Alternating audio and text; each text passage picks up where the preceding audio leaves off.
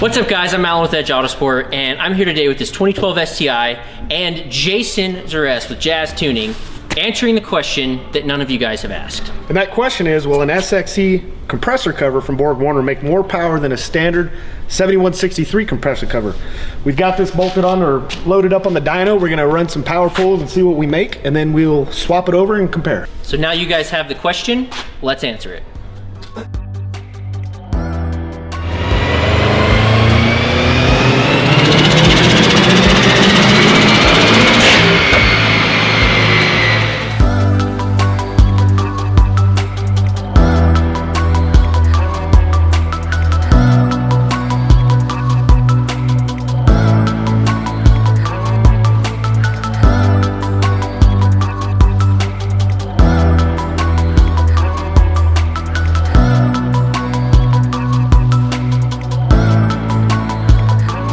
So what we can tell just by looking at it is the compressor housing itself is actually bigger.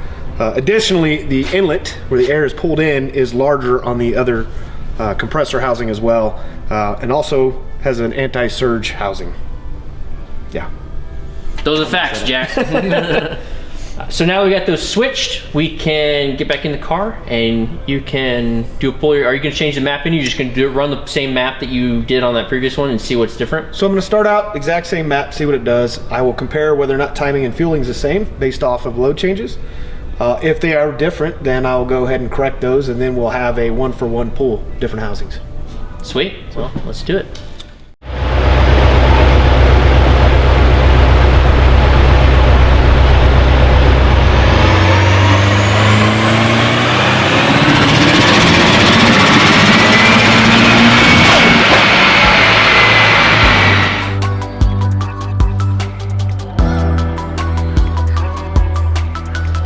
Well, Jason, you can color me impressed. That is a massive difference right there, especially in the spool. Like it just, It's like 30 foot-pounds of torque at 4,500 RPM, and it made more horsepower too. It looks like there's a couple little dips there, but that's just a back-to-back. We haven't made any changes for it, so. Yeah. So that was on the last map. Like no changes. No changes. No changes. Roughly same boost, same timing. It was a little bit leaner. It's speed density, so I expected that with a better compressor. Yeah, more air. Well, so now what? We'll play with the timing, add a little more boost, and see what it does. I mean, we're definitely going to hit over 500, and that's kind of what we want. So. Yeah, that's the goal. I'm really impressed with just how much earlier it spools. That's fairly significant. But yeah, it definitely picked up quite a bit sooner on that pull and made quite a bit more torque. And I think with a little bit of tweaking in the tune, we're going to see much smoother horsepower and more horsepower as well. But yeah, nothing was changed between the two maps, or between the two pulls. The map is the exact same from before, so it's complete back-to-back, just swapping the SX-E cover on for this STi. So yeah. What was it, roughly 15 horsepower at the wheels and 30? Yeah, 15 in that peak spot right there. Yeah. And then, 30-ish foot-pounds? The peak torque is... That's 20, yeah. 20 foot-pounds of torque peak. But the curve here, there's 30. But yeah, that 4,000 to 4,500 RPM zone is just massive improvement. So that's super cool. Well, I'm gonna let you get back in the car and tweak the tune a little bit more, maybe run a little bit more boost, I guess, and we'll see where it ends. I'm excited. This is pretty cool.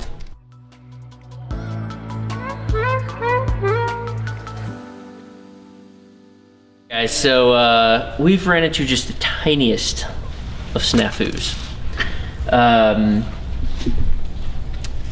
There's some bubbles and some action in the coolant that is concerning and indicative of a potential tiny head gasket problem.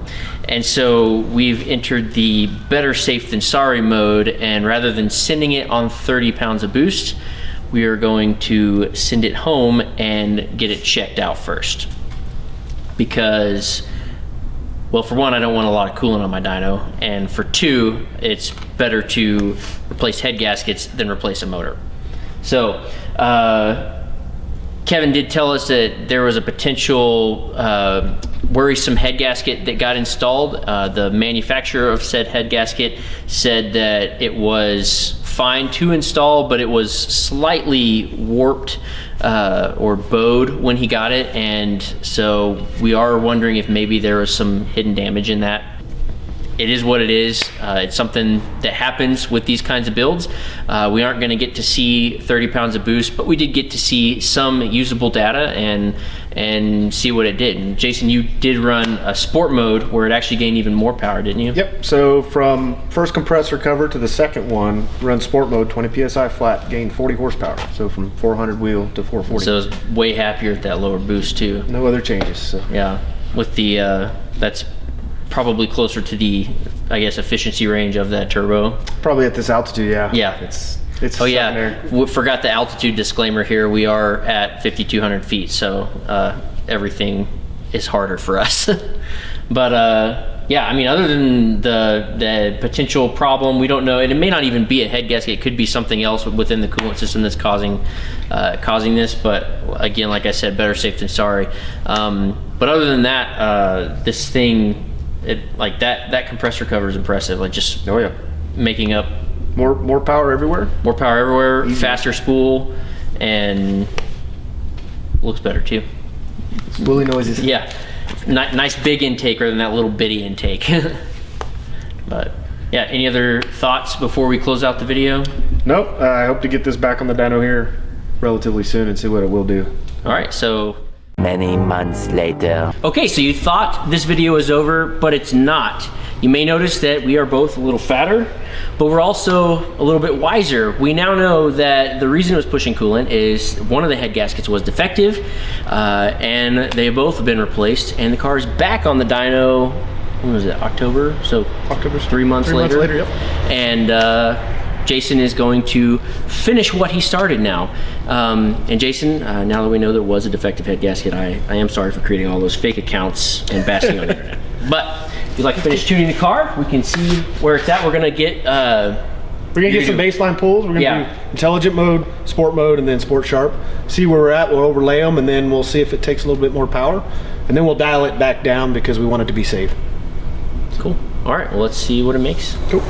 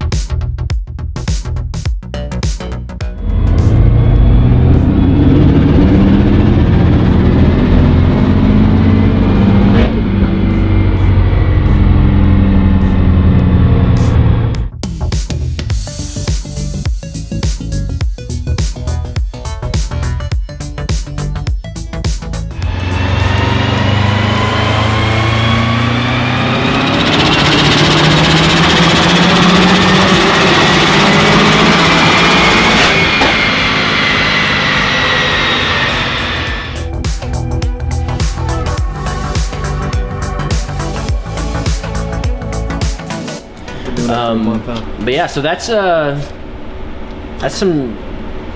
a decent gain considering all you did was swap the cover and just redial the tune.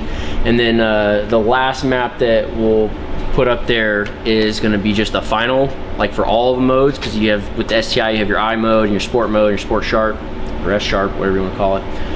So yeah, that'll be this final map. So if you want to talk us through that real another quick. thing to note is on sport mode, which is 20 pounds, between the 7163 cover and the SX-E, we gained 45 wheel horsepower. Oh wow, so lower boost. Yeah, so I think it's just more efficient in that range with our altitude, but it made the power really easy. Yeah. But other than that, yeah, we did all three modes. Went from 276 wheel horsepower to 446 up to 509, just with changing it on the fly in the console. So this EFR turbo setup rocks. Yeah. And why I think that is because on I mode, I'm looking at basically a stage 1 STi. And that's 9 pounds of boost. Curve at 9 pounds of boost. And peak torque, or the breakover anyways, at 3,500 RPMs. Which is around where stock turbo spool's at, so holy crap, this thing is incredible. But yeah, man, it's an awesome setup. Yeah, appreciate all your help. Okay, so after 3 months now, we can finally close out this video.